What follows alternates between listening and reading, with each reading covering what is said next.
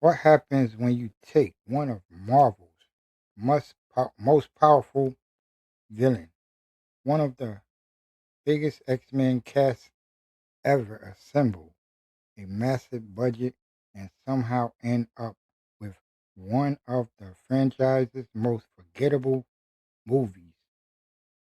Today we're talking about X-Men Apocalypse, a movie that had everything it needed to be an all-time superhero epic film, but instead, because one of the biggest misses opportunity in the X-Men franchise.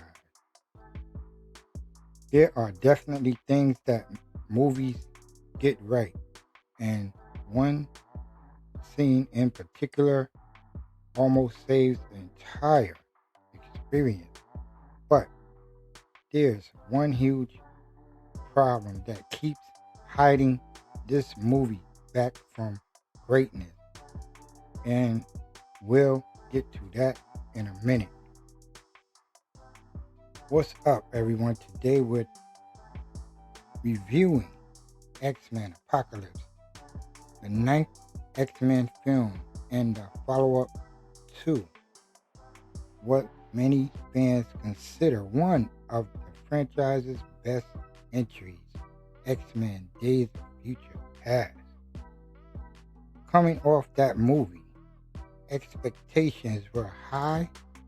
We were finally getting Apocalypse, the film first mutant and almost godlike villain from the comic.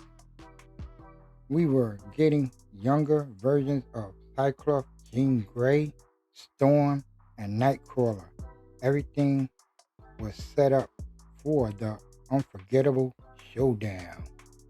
Instead, the movie received mixed reviews from critics and fans alike. But after revisiting it years later, I wanted to ask one question. Was X-Men Apocalypse actually underrated? Or did people remember it exactly for the way it deserved? Let's break it down. The giant sets, the costumes, the particular effects, the scale, and it immediately makes you think you're about to witness something legendary. Then Apocalypse awakens in the modern world. And unfortunately, that's where things start getting shaky.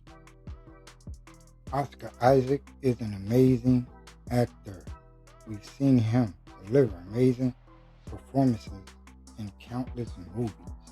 But here, he's buried under layers of heavy makeup and prosthetics that leaves him feeling oddly lifeless instead of feeling terrifying.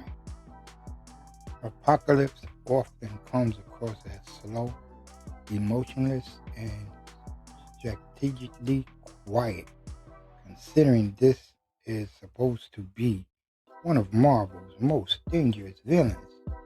He never quite feels like an unstoppable force, and that's disappointing because the character had enormous potential. Then we get introduced to the younger X-Men. James McAvoy continues to be fantastic as Professor Xavier. Michael Fassbender once again steals nearly every scene he's in as Magneto. Honestly, at this point, Fassbender is Magneto. Every emotion, every speech, every decision, he completely owns the character. Magneto's personal tragedy early in the film is heartbreaking. It's one of the most strongest emotional moments. You completely understand why he falls back into darkness again. And that's one of the biggest strengths of these newer X-Men movies. They never make Magneto feel like a one-dimensional villain. He's always a tragic character first.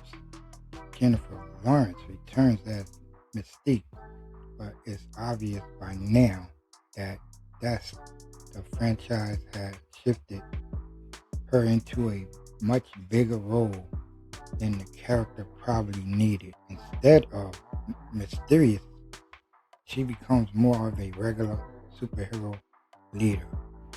It never feels completely natural. Now let's talk about Cyclops and Jean Grey. These younger versions are okay, not amazing, not terrible, just there.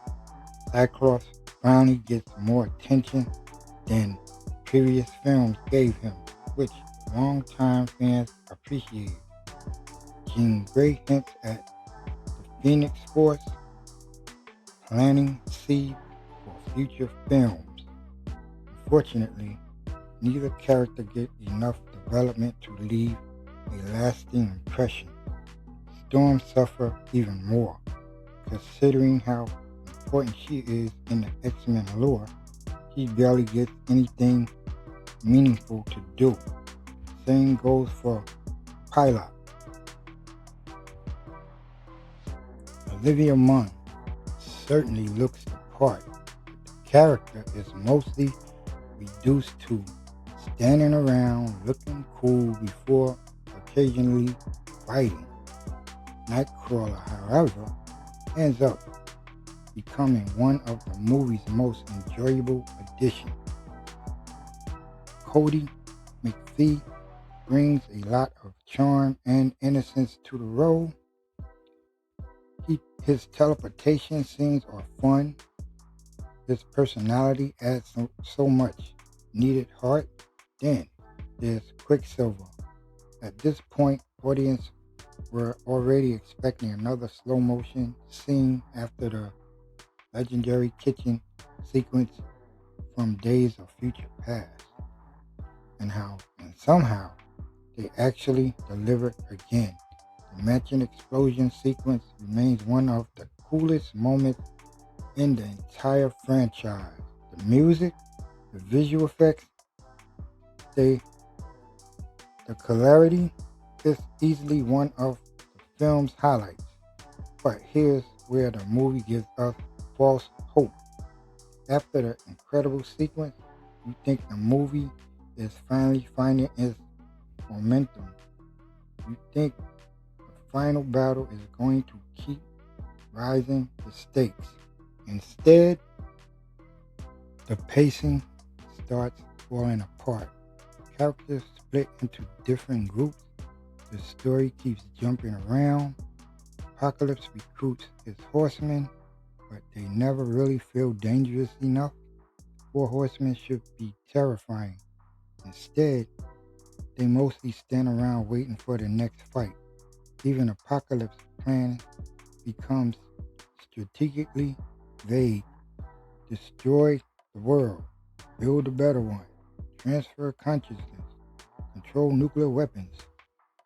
The movie throws a lot of ideas at the audience without fully committing to any of them. The emotional momentum keeps getting interrupted by explosions. Then we finally reach the massive finale showdown. It's visually impressive. Building collapse, power explodes everywhere, everyone gets a chance to fight, but despite all that spectacle, the battle never creates the tension it desperately needs. You never fully feel like the heroes might lose, which is a major problem when your villain is supposed to be almost unbeatable. Ironically, the very best part of the X-Men Apocalypse isn't Apocalypse, it's Magneto. Again, every scene involving Magneto carries emotional weight. His grief, his anger, his internal conflict. He evenly realized that Apocalypse is only using him. Michael Fassbender elevates material that isn't always as strong as it should be. And then Jean Grey finally unleashed the Phoenix Force. For a brief moment, the movie reminds us just how powerful these characters can be, but visually stunning. It's dramatic, it's satisfying, but it also highlights the biggest issue with the entire film. The movie spends over 2 hours building towards villains, only for emotional payoffs to belong almost entirely on Magneto and Jean Grey. Apocalypse himself never become memorable enough to satisfy all the build-up. And that's why the movie ultimately feels smaller than it should. Not because of the budget, not because of the action, but because its center villain never reaches the level of greatness the story promises. So, is X-Men Apocalypse a bad movie? No, not at all. It's entertaining. It has excellent performances from James McAvoy, and especially Michael Fassbender. Quicksilver delivers another forgettable action scene. The visual effects still holds up surprisingly well in any place. But it's also one of the biggest examples of wasted potential in superhero cinema.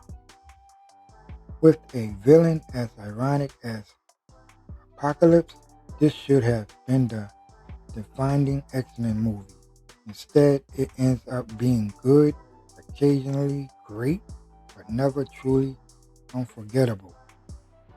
I'd probably give X-Men Apocalypse a 6.5 out of 10. It's worth watching if you're making your way through the X-Men series, but it's hard not to imagine the much stronger movie holding underneath everything we actually got. Now I want to hear from you. Do you enjoy X-Men Apocalypse? Or do you think it deserves its reputation as one of the weaker X-Men films? Let me know in the comments.